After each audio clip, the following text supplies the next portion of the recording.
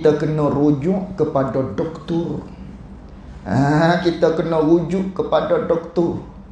Kena bertemu dengan doktor. Oh, hati sakit, hati berlubang misalnya.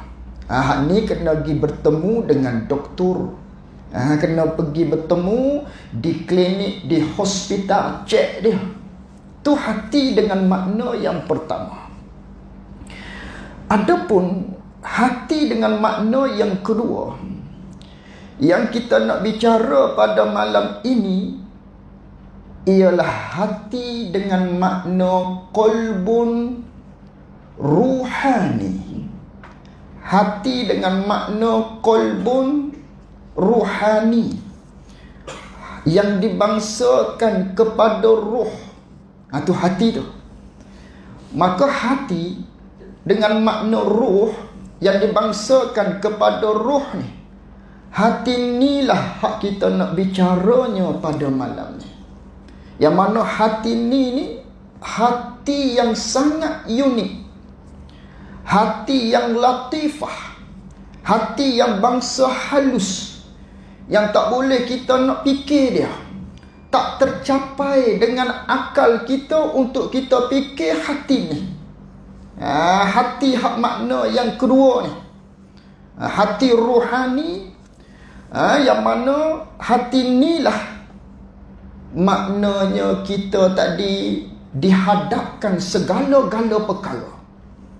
Hati inilah yang dihadapkan segala-galanya. Disuruh pun kita faham dengan hati itulah. Dilarang satu-satu benda dengan hati itulah kita faham dia. Maka hati dengan makna yang kedua ni hak kita nak bicara pada malam ini. Iaitulah hati yang dikatakan dengan hati ruhani. Qalbun ruhani. Hati ni hak kita nak bicara pada malam ini. Muslimin muslimat yang dirahmati oleh Allah Subhanahu wa ta'ala. Maka tajuk kita ialah hati yang sakit. Maka tiap-tiap benda, tiap-tiap perkara, maknanya yang mana hak kita nak bicara tadi hati yang sakit. Dengan maknanya hati yang sakit ni hati qalbun ruhani. Qalbun ruhani inilah maknanya kita dapat faham satu-satu benda, kita dapat fikir satu-satu benda. Inilah hakikat manusia. Allah Subhanahu wa ta'ala berfirman di dalam Al-Quran. Ayat yang kita baca pada awal muqaddimah tadi. Allah Ta'ala berfirman, afalam yasiru fil ardi fatakuna lahum qulubun ya'qiluna biha.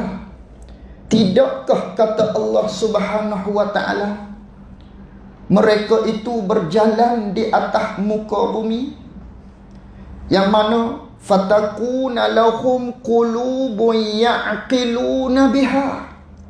Mereka semua, kita manusia ni Allah Ta'ala anugerahkan kepada kita qulub, iaitulah hati. Yang mana dengan hati inilah Allah Ta'ala menceritakan fungsi dia. Di antara fungsi hati Allah Ta'ala cerita ya'qiluna biha, untuk berfikir dengan dia, untuk memahami satu-satu benda dengan hati itulah.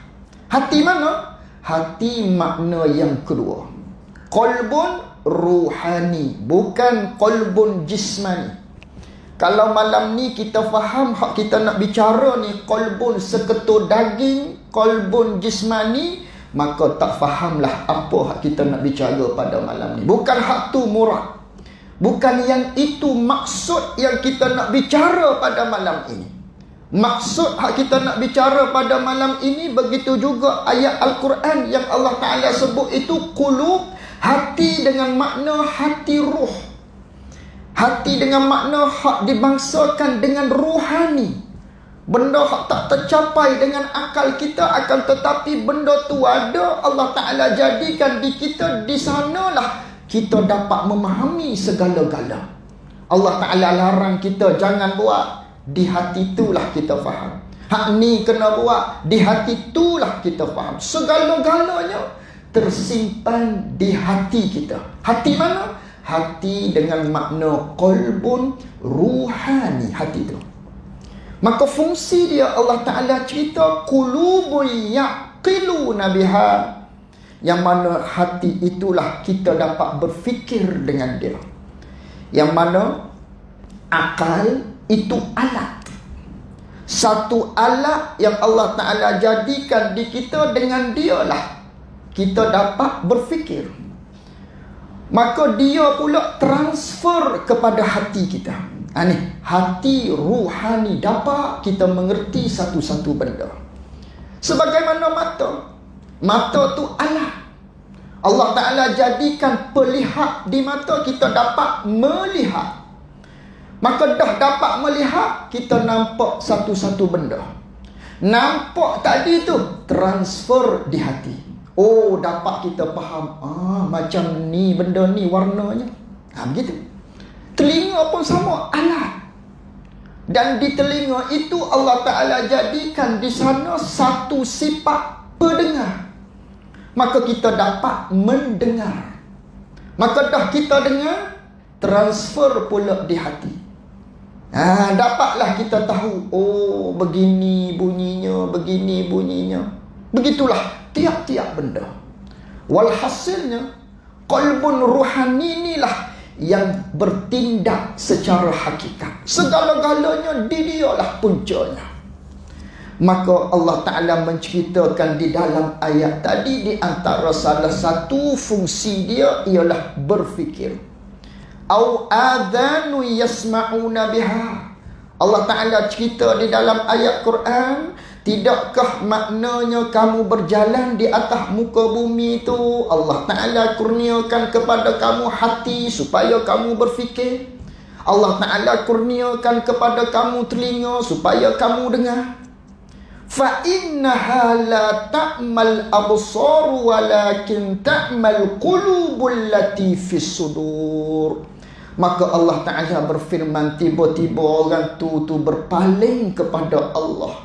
Sesungguhnya dia la ta'mal absar, bukan buta di mata dia berpaling daripada Allah, walakin ta'mal qulub, akan tetapi buta hatinya ada di dada mereka.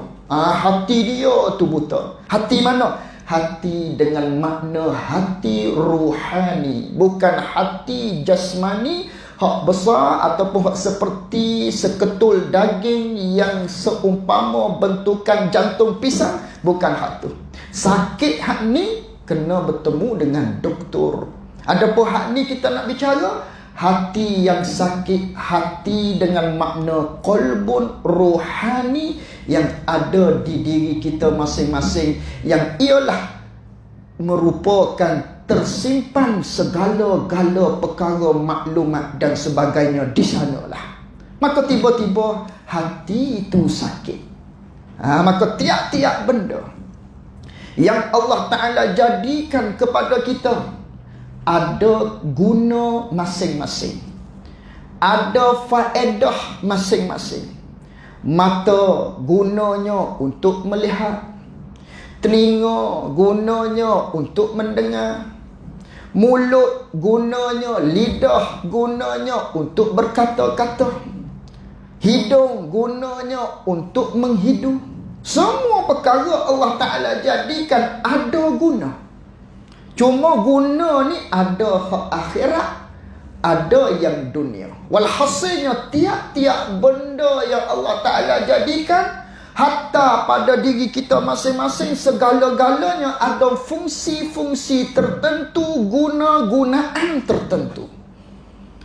Maka mata yang sakit, kita tahulah. Oh, mata sakit dengan makna tak dapat nak lihat ke? Ataupun mata yang sakit dengan makna mata tu kelabuk, mata tu maknanya tak boleh nak nampak yang jauh, rabun misalnya. Itu mata yang sakit. Tangan pula sakit kerana apa? Oh, tak boleh nak genggam kerana fungsi dia genggam. Gunanya di antaranya faedah ada tangan ni boleh genggam. Tiba-tiba tak boleh genggam. Oh, tangan kita sakit itu. Ataupun telinga tak boleh nak dengar. Tu panggil telinga sakit. Ataupun mulut, lidah kita tak boleh nak bercakap. Tu mulut yang sakit, lidah yang sakit. Maka apakah yang dikatakan dengan hati yang sakit? Maradul qalb ataupun qalbul marid yang kita tajuk pada malam ini. Hati yang sakit itu apakah ta'rifnya? Makna definisi daripada tajuk kita pada malam ni iaitulah qalbul marid. Hati yang sakit. Maka kata ulama, ta'rif hati yang sakit ni ialah ayyata'azzara alaihi ma khuliqalah. Hati yang sakit, maradul qalb ataupun qalbul marid, dengan maknanya ialah ianya terhalang. Hati tadi tu, hati kita tu, hati rohani kita tu terdinding ataupun teruzur, terhalang daripada tujuan penciptaannya oleh Allah. Maka inilah nama hati yang sakit. Hati yang sakit ni ialah hati yang terdinding, terhijab ataupun terganggu, terhalang, teruzur daripada apa yang sebenarnya tujuan diciptakan hati itu oleh Allah Subhanahu wa taala. Apa tujuan dia? Apakah tujuan guna Allah Ta'ala berikan kepada kita hati rohani pada kita masing-masing ni? Di antaranya tujuan ataupun maknanya hikmah guna qalbun rohani itu ialah minal ma'rifati billah. Ialah untuk kenal Allah Ta'ala, untuk kita mengenal Sang Pencipta kita, untuk kita mentauhidkan Allah Subhanahu wa taala, wa mahabbatuhu, dan juga untuk mencintai Allah, wasyauqi ila liqaihi, dan untuk kita merindui kepada Allah Subhanahu wa taala, kepada pencipta kita, rindu untuk melakukan ibadat, wal inabati ilaihi, dan untuk kita kembali kepada Allah Subhanahu wa taala, wa isari zalika ala kulli syahwah, dan untuk kita mengkehadapankan perkara yang 5 yang disebut tadi daripada segala syahwat-syahwat kita, daripada keinginan-keinginan kita, mengkehadapankan ma'rifatullah, kecintaan kepada Allah, kerinduan kepada Allah, dan rasa nak kembali kepada Allah Subhanahu wa taala. Inilah tujuan ataupun hikmah guna kepada kita Allah Ta'ala menjadikan hati. Tiba-tiba seseorang tersebut dia teruzur ataupun menguzurkan diri dia, hati dia, terhalang hati dia, terdinding hati dia daripada perkara-perkara tersebut, daripada mengenal Allah, daripada kecintaan kepada Allah, daripada kembalinya kepada Allah, daripada rindunya kepada Allah, ataupun mengkehadapankan nafsu daripada Allah Subhanahu wa taala. Ini orang yang hati sakit, atau takrif hati yang sakit pada malam ini. Orang yang terhalang, yang terdinding hatinya daripada mencintai Allah Subhanahu wa taala. Maka inilah yang dikatakan hati yang sakit. Muslimin muslimat yang dirahmati oleh Allah Subhanahu wa taala. Maka bagaimanakah kita nak mengetahui, kita nak cam seseorang ini ataupun kita nak periksa untuk diri kita sendiri. Adakah aku ini termasuk daripada golongan mereka yang dikatakan hati yang sakit? Bagaimana kita nak tahu dia? Bagaimana kita nak cari? Tentu ada ciri-ciri dia. Ciri-ciri orang yang memiliki hati yang sakit. Hati yang terhalang daripada ingat kepada Allah. Hati yang terhalang daripada mengenal Allah. Hati yang terhalang daripada kecintaan, kerinduan kembalinya dia kepada Allah. Tentu ada ciri-ciri dia. Maka bagaimana kita nak tahu dia? Apakah ciri-ciri tersebut? Adakah ciri ini ada di kita ataupun tidak? Maka yang pertama, tuan-tuan muslimin muslimat yang dirahmati oleh Allah Subhanahu wa taala, yang pertama ciri-ciri orang yang hatinya sakit, iaitulah dia lalai ataupun dia lupa kepada akhirat. Ini ciri yang pertama. Ciri yang pertama, seseorang itu memiliki hati yang sakit, perlu dirawat, perlu diubati dia. Iaitulah mereka yang terdapat padanya lupa kepada akhirat. Yang mana Nabi SAW bersabda, pada satu kali Ibnu Umar radhiyallahu anhumah, dia ditepuk bahunya oleh Nabi kita SAW. Diceritakan hadis ni oleh Ibnu Umar radhiyallahu anhumah, iaitulah anak Sayyidina Umar, namanya Abdullah bin Umar. Satu hari Rasulullah SAW memegang antara bahunya, di tengah-tengah Nabi pegang, iaitulah anak kepada Sayyidina Umar, Ibnu Umar, Abdullah bin Umar radhiyallahu anhumah. Lalu kata Nabi SAW kepada Ibnu Umar, Abdullah bin Umar, kun fid dunya ka'annaka gharib au abiru sabil. Kata Nabi SAW, jadilah kamu, hei Ibnu Umar, Abdullah, jadilah kamu. Ini nasihat juga kepada kita semua. Jadilah kamu, kata Nabi SAW, fid dunya, ketika kamu berada di atas dunia ini, ka'annaka gharib, seperti kamu berada pada tempat yang mana tempat tu bukan tempat kamu. Atau gharib. Gharib kalau nak terjemahnya asing, tempat asing. Dalam bahasa Indonesia dia terjemah dengan dagang. Jadilah kamu seperti orang dagang, orang asing. Apa makna supaya kita dapat lebih faham lagi? Tempat yang mana di sini bukan tempatmu, tu panggil gharib. Mujadilah sewaktu kamu berada di atas dunia ni, di mana tempat dunia hak kamu ada ni, kamu jadilah seperti orang asing, orang perantauan. Bagaimana kita nak faham? Contoh begini. Misalnya, kita daripada kecil lagi, mulai daripada kita beranak, mulai daripada kita dilahirkan oleh ibu kita, keluarlah kita.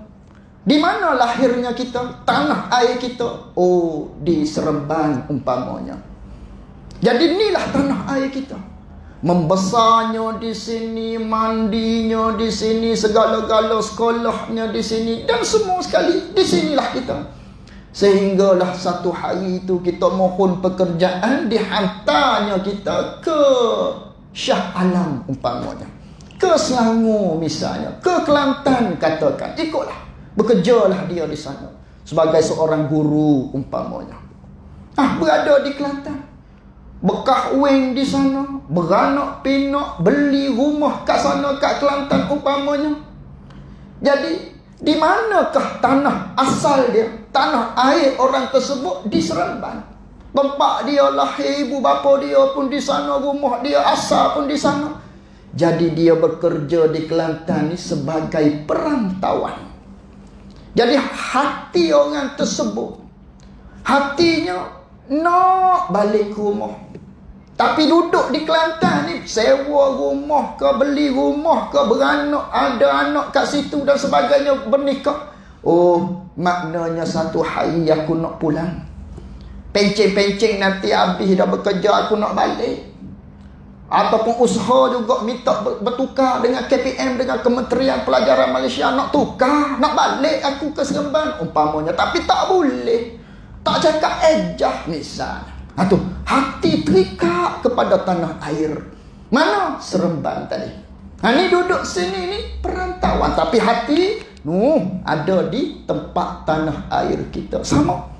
Nabi SAW suruh kita jadi sewaktu kita berada di atas dunia ni serupa tu. Yang mana ingat hati kitanya kepada tempat asal kita. Mana tempat asal kita? Iaitulah akhirat. Mana tempat asal kita? Syurga. Itu tempat asal kita. Yang mana kita maklum Nabi Adam alaihi salam, ayahanda kita, ibunda kita Sayyidatuna Hawa, mereka berdua ni asal daripada mana? Daripada syurga tempat asalnya. Allah Ta'ala jadikan daripada tanah. Asalnya ialah syurga. Lalu tu dengan ada maknanya hikmah tertentu, Allah Ta'ala turunkan Nabi Adam dan juga Hawa ke dunia. Dan Allah Ta'ala janji satu hari kita akan kembali ke sana. Itu min aina ila aina. Daripada manakah tempat asal kita dan ke mana hala tuju kita? Iaitu nak pergi kepada syurga, nak pergi kepada alam akhirat pula ni. Ketika ni kita berada di atas dunia, jangan lalai. Jangan kita lupa kepada tempat asal kita. Jangan kita lupa kepada asal kejadian manusia tadi daripada syurga. Tempat kita di syurga. Jangan kita lupa kepada perkara yang tersebut. Maka Nabi SAW berpesan kepada kita, kamu jadilah sewaktu kamu berada di atas dunia ini seperti kamu itu perantauan. Hatinya bersangkut kepada akhirat. Jangan lupa kepada dia. Ataupun kata Nabi SAW, au abiru sabil. Ataupun kamu jadilah sewaktu kamu berada di atas dunia ni seperti kamu itu berjalan di tepi-tepi jalan yang nak pergi pada satu-satu destinasi. Kamu jadi seperti dia. Au abiru sabil. Maknanya hak ni tinggi daripada tadi. Hak tadi seperti perantauan. Hak ni seperti orang yang berjalan pada tepi-tepi jalan. Maknanya kita duduk minum air kopi misalnya. Lalulah kawan kita, oh mak, minum air dulu. Kita tengok kawan kita berjalan tadi. Dia pun kata, minta maaf mak, aku ni nak pergi depan tu sikit. Ada kerja ni. Tak boleh. Kalau tidak terlewat aku. Kalau tidak aku dah maknanya temu janji dengan seseorang. Tak boleh singgah. Kita di atas dunia, walau berada di atas dunia, jangan leka seperti itu. Orang panggil kita ada hasutan, tolak. Kerana tempat kita nak pergi, iaitulah akhirat. Jadi seperti itu. Ini tinggi lagi daripada yang pertama tadi. Hak pertama tadi, boleh lagilah, ada lagilah peluang nak buat benda-benda lain.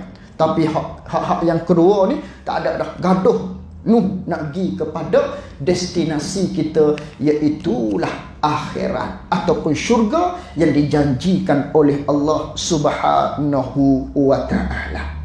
Jadi muslimin muslimat yang dirahmati oleh Allah Subhanahu wa ta'ala, kata Sayyidina Ali karramallahu wajhah, kata Sayyidina Ali, irtahalatid dunya mudbirah wartahalatil akhiratu muqbilah. Kata Sayyidina Ali karramallahu wajhah, dunia ini meninggalkan kita. Wartahalatil akhirah muqbilah.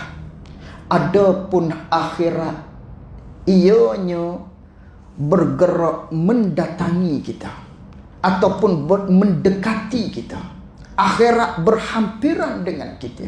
Dunia, kata Sayyidina Ali, jauh dah meninggalkan kita. Mana hak sebelum ni?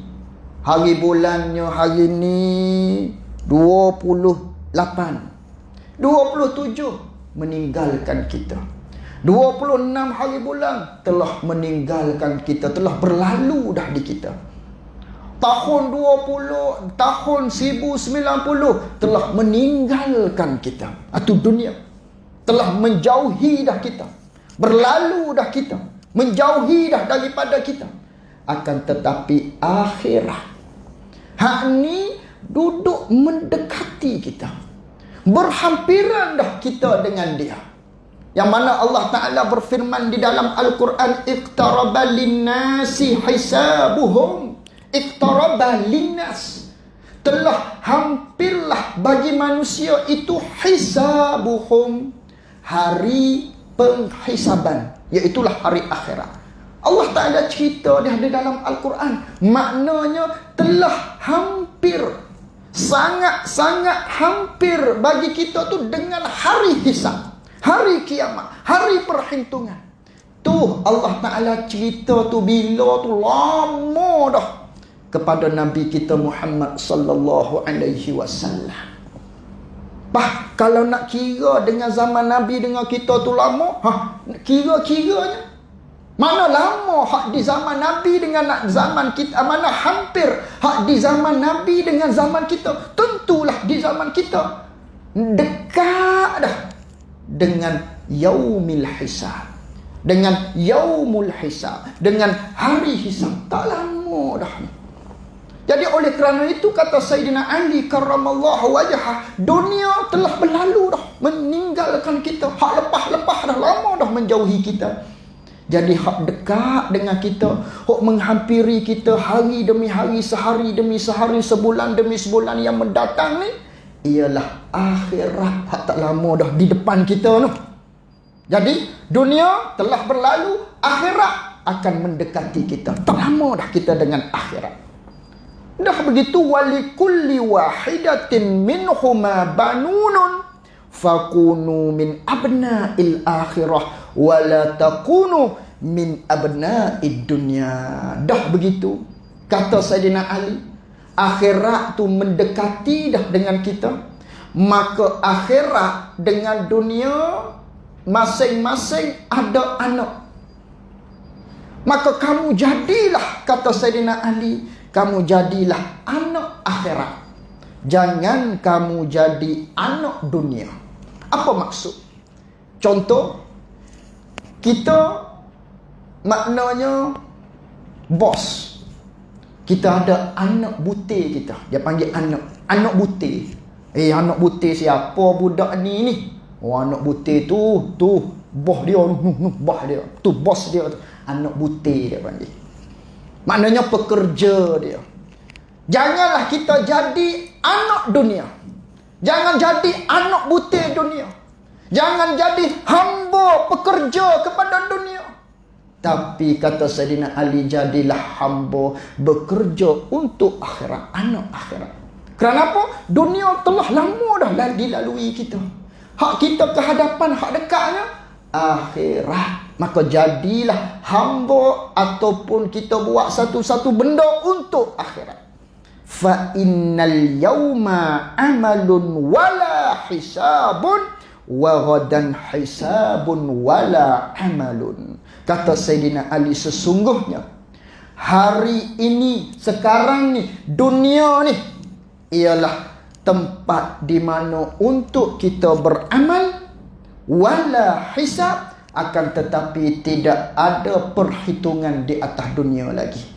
Sebaliknya, wagadan, esok hari, iaitulah di akhirat, yang kamu kena jadi anak butir akhirat, buat satu-satu untuk akhirat, di mana di sana, kata Sayyidina Ali, ialah hari diperhitungkan, wala amal, bukan lagi hari untuk kita beramal.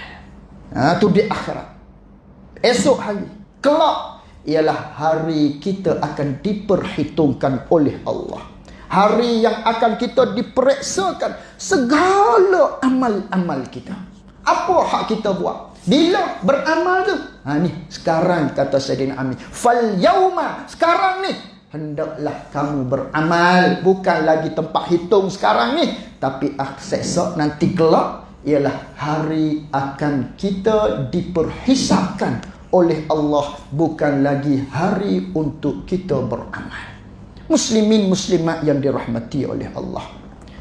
Kata Al-Fudail. Al-Fudail ni ialah awliya illahi ta'ala. Kata Al-Fudail, Imam Fudail bin Iyad, dia kata manakala dia bertemu dengan seorang laki-laki yang tua. Lalu tu kata awliya illah ini kepada orang tua tadi, pakcik tadi. Manakala dia bertemu, pakcik ni nampak tua dah ni. Lalu tu dia pun pergi bersembang. Dia pergi tanya, kam atat alaika? Pakcik, kam atat alaika? Berapa umur engkau? Berapakah usia pakcik? Qala, jawabnya pakcik tadi, situ nasanah. 60 tahun dah usia aku, katanya pakcik tadi. Lalu tu katanya Imam Fudail, fa anta munzu sittina sanah tasiru ila rabbika yushiku an tablugha.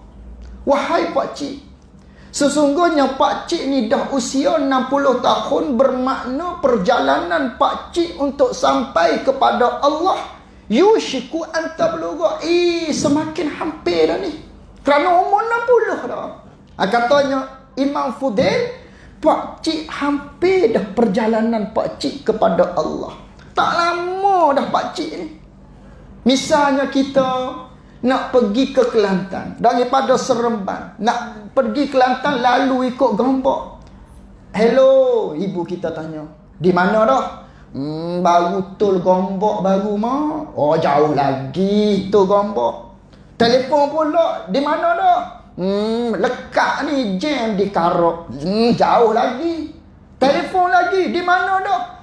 Duduk Gua Musang dah. Tu dekat dah tu, dekat dah tu. Dekat dah tu. Tak lama dah nak sampai dah di Kota Baru tu. Gua Musang dah ni. Jadi kita pun sama. Maknanya sekarang umur kita ni 60 dah. 40 dah. 50 dah. 30 dah, jauh lagi. 40, 50, 60 dah contohnya. Hampir dah kita kepada Allah Subhanahu wa taala. Yang mana umur umat Nabi sallallahu alaihi wasallam yang Nabi bersabda, ghalibna a'maru ummati baina sittin wa sab'in. Umur umat aku ghalibnya, kata Nabi, 60 70, 60 70. Muda daripada tu kembali kepada Allah ada jarang-jarang. Lebih daripada usia tersebut ada juga jarang-jarang. Tapi hak ghalibnya 60 70. Kerana itu Imam Fudail tadi dia kata kepada lelaki pakcik tadi, pakcik, perjalanan pakcik ni nak sampai dah kepada Allah Ta'ala tak lama dah. Pakcik tu manakala dengar begitu, dia pun kata, inna lillahi wa inna ilaihi raji'un. Kata dia, sesungguhnya kita milik Allah dan kita akan kembali kepada Allah. Tu inna lillahi wa inna ilaihi raji'un. Kemudian kata Imam Fudail, hal ta'rifu tafsiru ma taqul? Pakcik tahukah apa yang pakcik ucapkan tadi, inna lillahi wa inna ilaihi raji'un? Apa maknanya pakcik tahu? Lalu tu katanya pakcik, katanya Imam Fudail, biarlah saya nak cerita. Katanya Imam Fudail, makna inna lillahi wa inna ilaihi raji'un, dah pakcik tu kata begitu manakala dengar perjalanan dia ni semakin hampir dah kepada Allah, tak lama dah. Katanya Imam Fudail, ungkapan inna lillahi wa inna ilaihi raji'un maksudnya, faman arafa annahu lillahi abdun, siapa yang tahu dia kenal dia ni ialah hamba Allah, kita ni ialah milik Allah, wa annahu ilaihi raji'un, yang mana kita ni akan kembali kepada Allah, daripada ungkapan tadi inna lillahi wa inna ilaihi raji'un. Maknanya kita milik Allah dan akan kembali kepada Allah. Dah kita ni tahu makna kita milik Allah, kita akan kembali pun kepada Allah. Falya'lam, maka hendaklah kamu tahu, annahu mauqufun, bahawasanya pada satu hari kelak nanti akan adanya tempat kita akan diperhentikan oleh Allah dalam perjalanan kita menuju Allah. Yang mana ungkapan tadi, inna lillah wa inna ilaihi raji'un, kita akan kembali pada Allah. Dah kita akan kembali pada Allah. Dalam perjalanan nak menuju kepada Allah tersebut, ada di sana di hadapan nanti ialah mauquf, tempat yang akan diperhentikan kita di padang mahsyar, di hadapan Allah Subhanahu wa taala. Wa man 'alima annahu mauqufin, maka barang siapa yang dia yakin akan adanya hari perhitungan, tempat yang di mana kita akan berada, di sanalah diperhentikan kita oleh Allah di padang mahsyar. Falya'lam, kamu kena tahu pula, annahu mas'ulun, di sana kita akan ditanya. Wa man 'alima annahu mas'ulun, manakala kita tahu yakin akan ada pertanyaan di sana, falyu'iddu lis-su'ali jawaban, hendaklah kita mempersiapkan diri kita untuk menjawab soalan pada ketika itu. Persiapkan diri kita. Persiapkan diri kita untuk menjawab soalan tersebut. Esok nak periksa, lusa nak peperiksaan. Persiapkan jawapan untuk menjawab. Kalau tidak, tak boleh nak jawab. Jadi kita adanya padang mahsyar. Di sana kita akan berkumpul, tempat kita akan diperhentikan oleh Allah Ta'ala, akan ditanya, dah ditanya, mu hendaklah mempersiapkan jawapannya, kata Imam Fudail. Itulah makna inna lillah wa inna ilaihi raji'un. Kita milik Allah dan kita akan kembali pada Allah. Dah kita yakin kita kembali pada Allah, dalam menuju kepada Allah ada hari mahsyar. Di sana akan disoal, maka persiapkan jawapan di atas soalan-soalan tersebut. Lalu pak cik tadi pun kata, "Hei Imam, wa ma hilatu?" Adakah yang mana dah ada soal nanti di akhirat? Di sana akan disoal. Ajarlah kepada pak cik yang mana jawapan hak mudah, supaya mudah pak cik nak jawab. Lalu tu katanya Imam Fudail, ada pak cik, mudah saja, yasirhu, mudah jawab. Nak jawab soalan tu mudah, katanya Imam Fudail. Apa itu mahya? Katanya lelaki pakcik tadi. Kata Imam Fudail, tuhsinu fima bakia, ukhizta bima mada wa ma bakia. Kata Imam Fudail, tuhsinu fima bakia, hendaklah kamu hiasi, perbaikan amal kamu pakcik pada saat-saat akhir ini, pada baki-baki umur ini, katanya Imam Fudail, supaya kita mudah jawab soalan di akhirat. Sekarang ini hak lagi akan datang, tahsinul amal, perbaiki amal kita, perelok amal kita. Yughfiru laka, mudah-mudahan Allah Ta'ala mengampuni bagi engkau manakala kamu beramal dengan amal yang elok, cukup rukun syarat, bertaubat kepada Allah di atas kesalahan-kesalahan lalu di hari-hari tua ini. Mudah-mudahan Allah Ta'ala ampuni segala dosa-dosa kamu. Ma madha, apa hak telah lalu, wa ma baqiya, dan yang akan datang Allah Ta'ala ampun habis. Dah manakala ampun, mudah adalah di akhirat. Dulu ada buat salah, sekarang diampun. Allah hapuskan dalam buku catatan amal kita. Tak ada, kosong. Dah kosong, mudah untuk kita menuju kepada syurga. Ini kita perbaiki amal kita. Tahsinul amal, percantik bersihkan amal kita, bertaubat kepada Allah. Mudah-mudahan hak lepas-lepas Allah ampun di usia akhir sekali. Manakala kita meninggal dunia, Allah ampun segala-galanya. Fa innaka in asata fima baqiya. Kata Imam Fudail, sebaliknya pak cik, kalaulah pak cik di umur-umur tua ni, di sisa-sisa umur ini, maknanya pak cik melakukan amal yang tidak elok, tidak ingat kepada Allah, lupa kepada akhirat, ukhizta bima madha wa ma baqiya. Maka pada ketika itu Allah Ta'ala tidak akan mengampunkan ataupun mengambil salah dengan apa usia pakcik yang dulu-dulu di muda ada buat salah, dan sehinggalah pakcik meninggal dunia tadi maknanya mati dalam tidak bertaubat, maka ketika itu diambil salah akan diperberatkan kita, maknanya di padang mahsyar tadi. Mudah-mudahan kita semua tergolong di dalam golongan orang yang dipermudahkan oleh Allah di yaumil hisab. Mudah-mudahan, amin. Itu yang pertama, muslimin muslimat yang dirahmati oleh Allah Subhanahu wa taala. Azan dulu ke macam mana? Teruskan ya. Teruskan. Itu sejadah ni hampir-hampir ni. Bagus satu. Bagus satu ciri. Banyak lagi. Jadi yang kedua, muslimin muslimat yang dirahmati Allah Ta'ala, dirahmati oleh Allah Subhanahu wa ta'ala.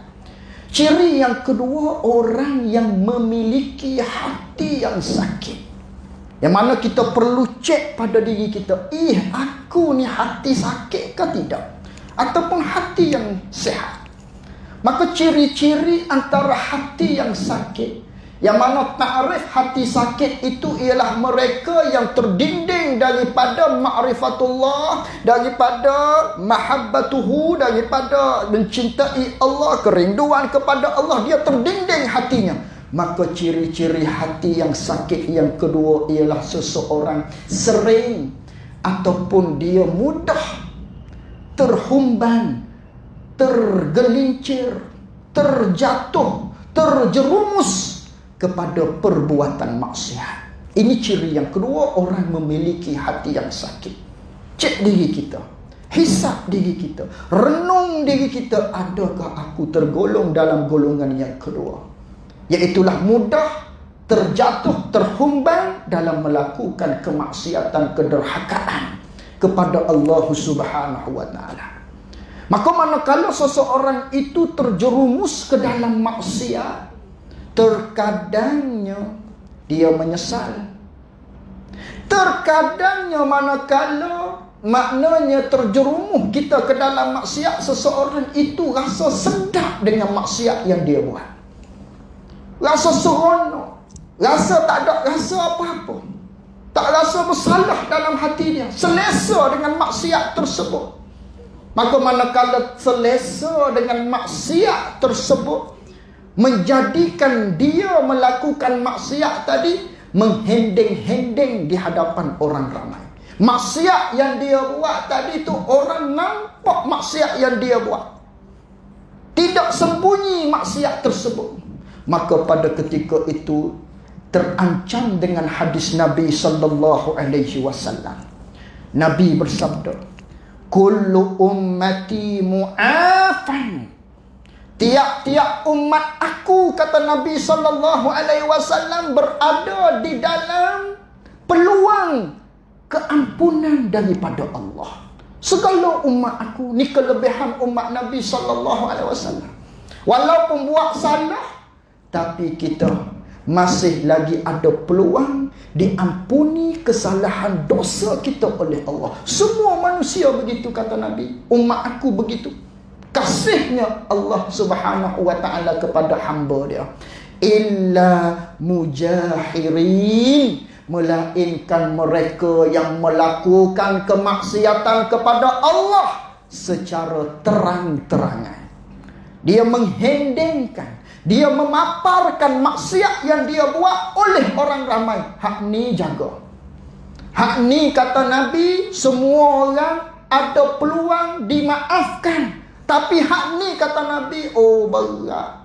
Buat maksiat secara terang-terangan. Orang tahu kita ahli maksiat. Ini siap, jangan kita tergolong daripada golongan ni.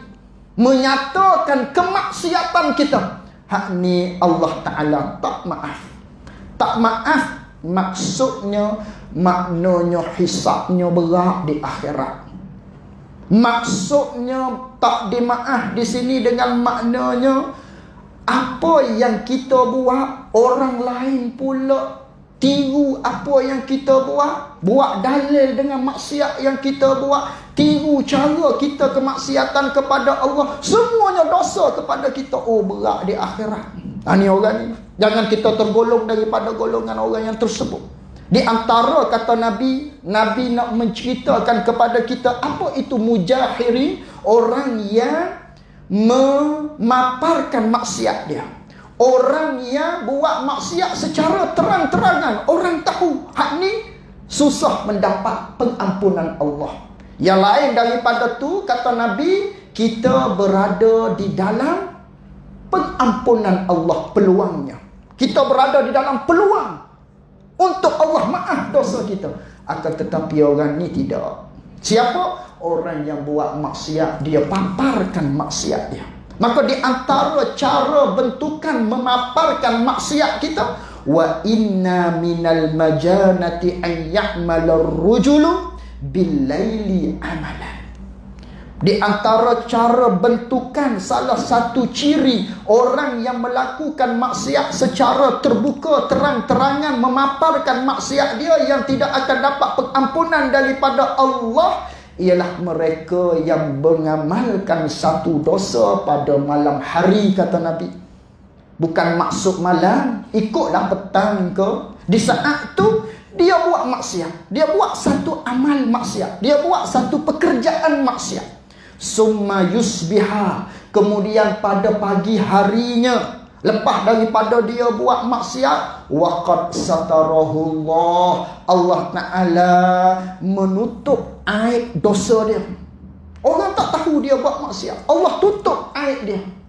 Adapun buat maksiat, tak cakap pada orang, orang tak tahu, hak ni masuk dalam golongan Allah diberi peluang kepada kita untuk mengampun dosa dia.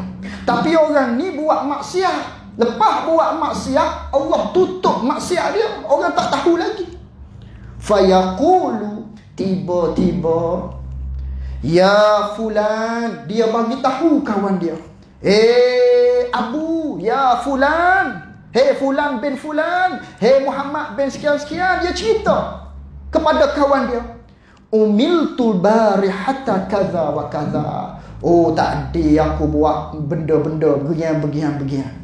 Tadi aku pergi tengok konsert, tadi aku pergi tengok aurat orang dan sebagainya. Ikutlah, dia cerita. Sedangkan kesalahan tadi dia buat, orang tak tahu. Allah tutup aib dia, kesalahan dosa yang dilakukan. Tiba-tiba pergi cerita, pergi paparkan, pergi hebohkan dosa yang dia buat. Maka pada ketika itulah, kata Nabi sallallahu alaihi wasallam, orang ini susah mendapat pengampunan daripada Allah Subhanahu wa taala. Yang ni orang yang buat maksiat, sebelumnya dia sembunyi-sembunyi, orang tak tahu, Allah tutup. Kemudian dia pergi cerita. Apatah lagi nak kata kalaulah pada saat tu dia memang buat maksiat, terbuka, orang tahu belaka. Keluar daripada rumah tak pakai tudung contohnya, gi angkat baju di jemuran pakai lengan pendek kalau perempuan, tudung pakai tapi lengannya pendek. Pelik juga. Tidakkah sama-sama aurat tu? Tudung pada pihak kepalanya aurat, tangan kita, lengan kita pun aurat, tapi tak ada rasa aurat di tangan.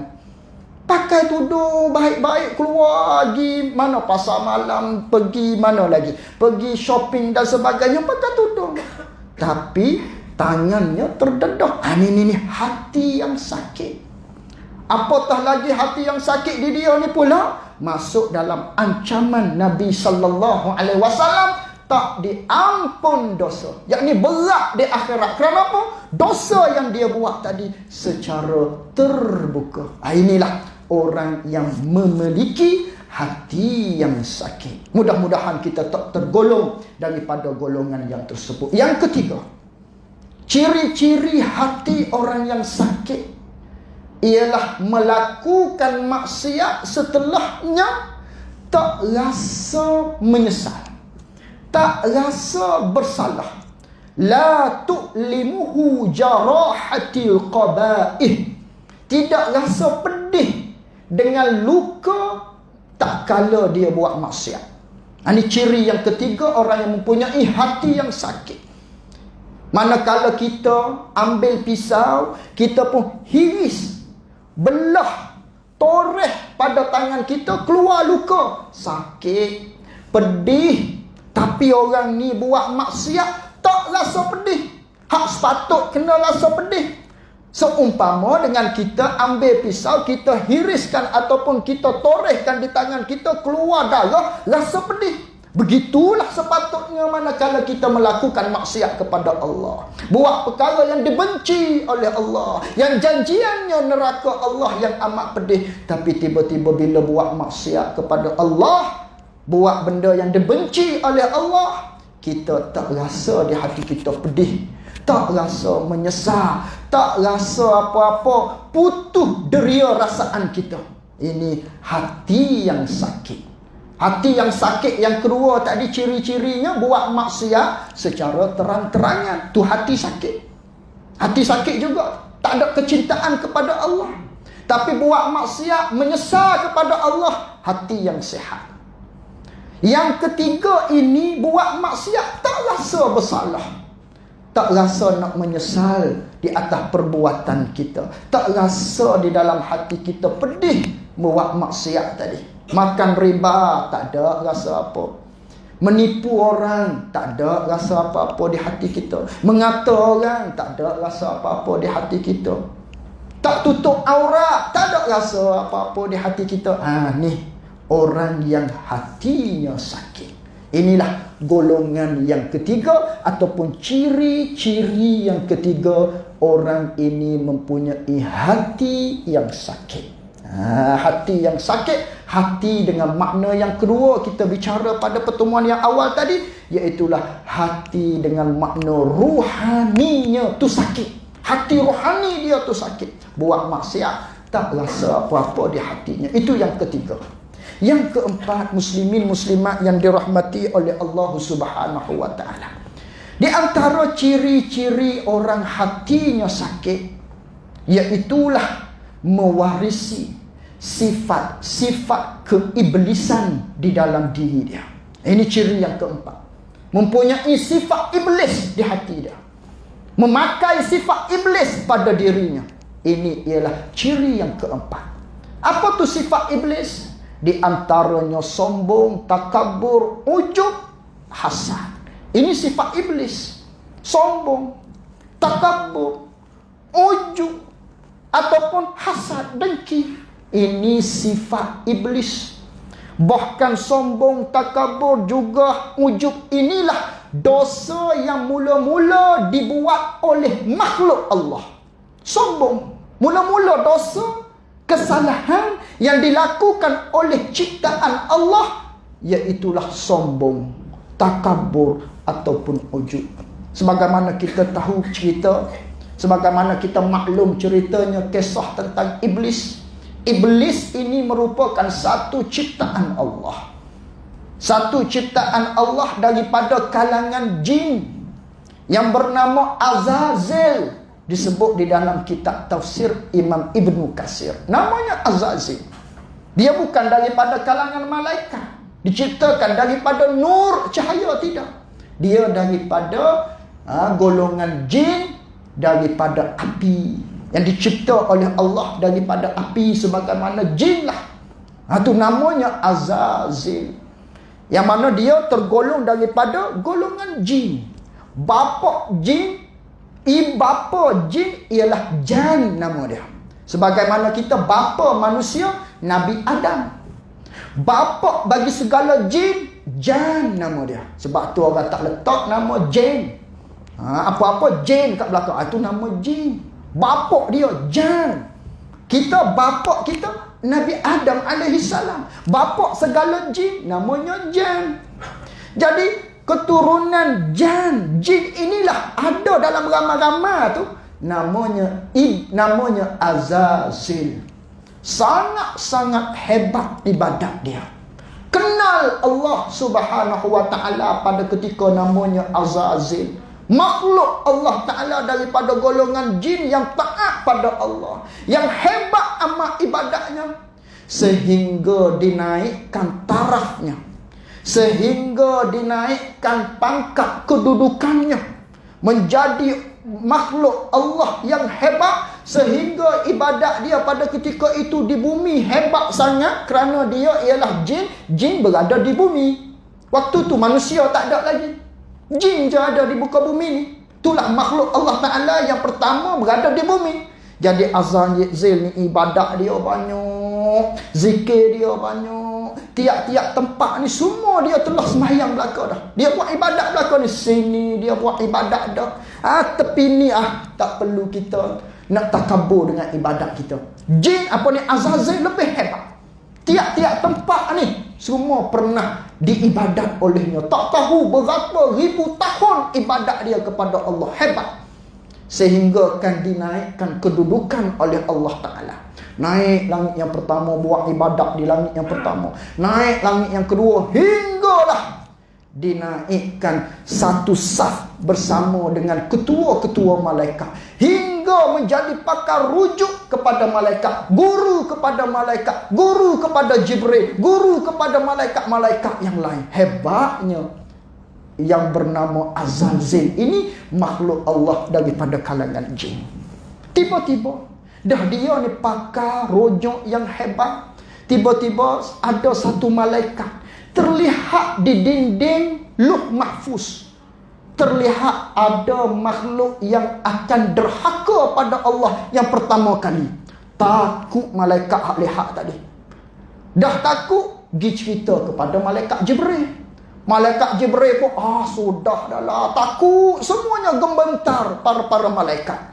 Siapakah makhluk ini yang tertulis di Lauh Mahfuz? Makhluk Allah yang pertama-tama sekali derhaka pada Allah. Semuanya pakat takut. Gila minta doa, syafaat, pertolongan kepada Azazil tadi kerana dia hebat.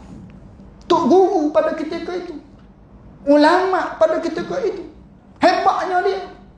Gila malaikat-malaikat tadi minta doa, malaikat hei Azazil, berdoalah kepada Allah, mudah-mudahan kami tak tergolong daripada golongan hak kami lihat di Lauh Mahfuz.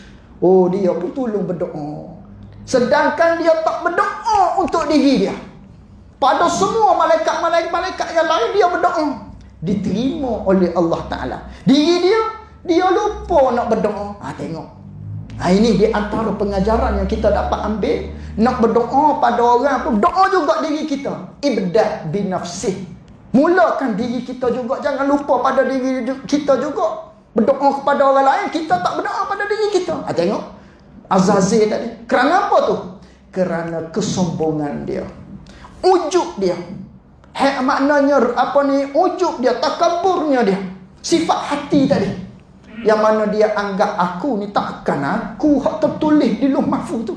Aku kan ibadat banyak, kedudukan aku tak guru daripada kalangan malaikat, takkan aku.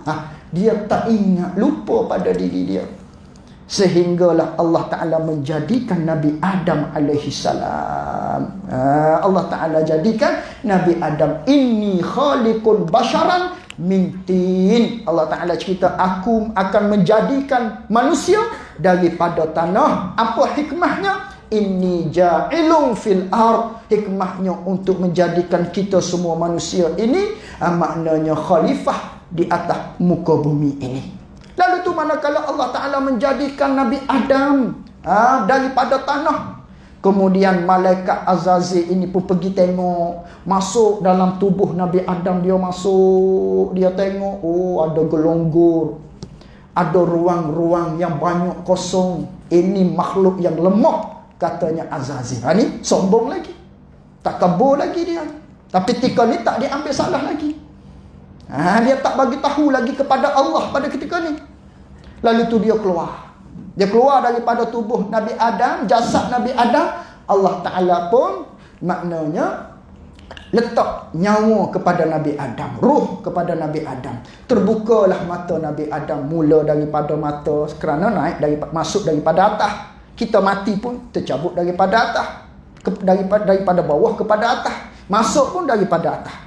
Lalu tu dah masuk, buka mata, boleh dengar, boleh celak mata, boleh bernyawa, boleh menghidu, boleh bercakap, sehinggalah bergerak kepada bawah.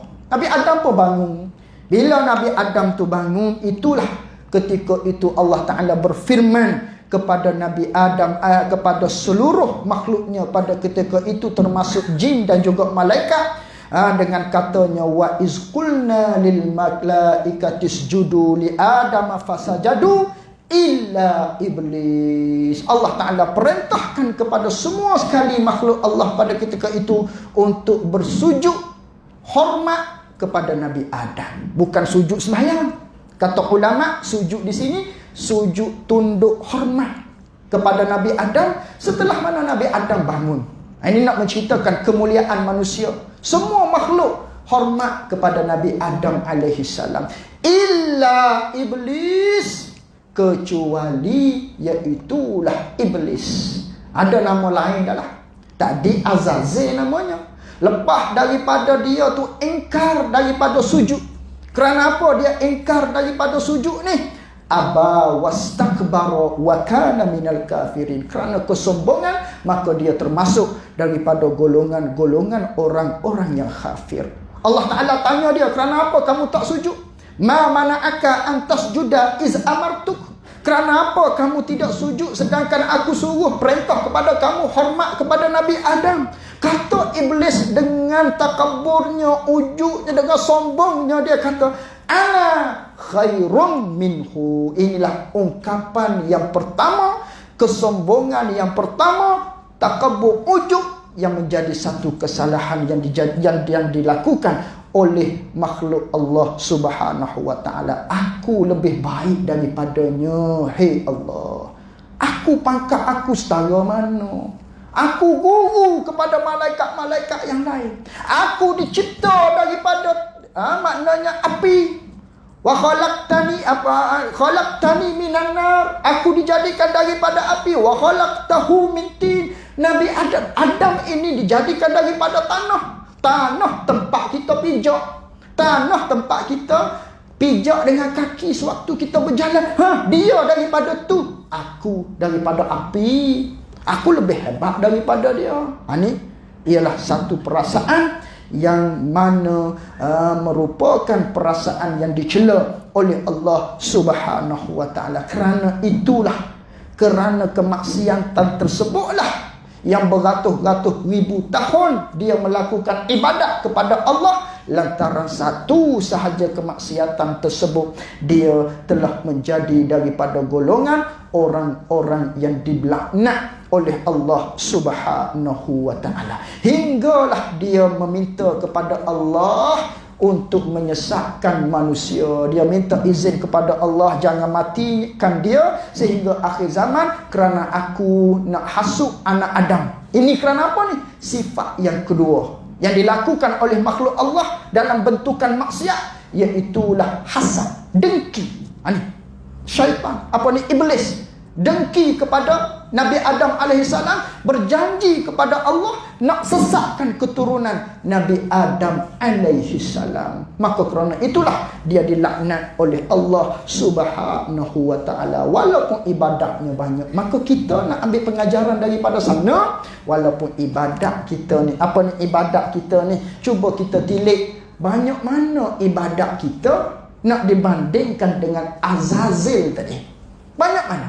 Hebat dia tu. Beribu-ribu tahun ibadat dia, sehingga akan diangkat oleh Allah menjadi guru kepada malaikat-malaikat yang lain. Kita Bagaimana kita nak sombong? Bagaimana kita nak memakai sifat-sifat tersebut? Tidakkah kita takut dengan ancaman daripada Allah Subhanahu wa taala? Muslimin muslimat yang dirahmati oleh Allah Subhanahu wa taala, masa pun sudah sampai pukul 9. Jadi rasanya walaupun banyak lagi antara ciri-ciri yang kita nak sebut pada malam ini, daripada kerana masanya sudah pun menjangkaui hak yang lebih dan rasanya.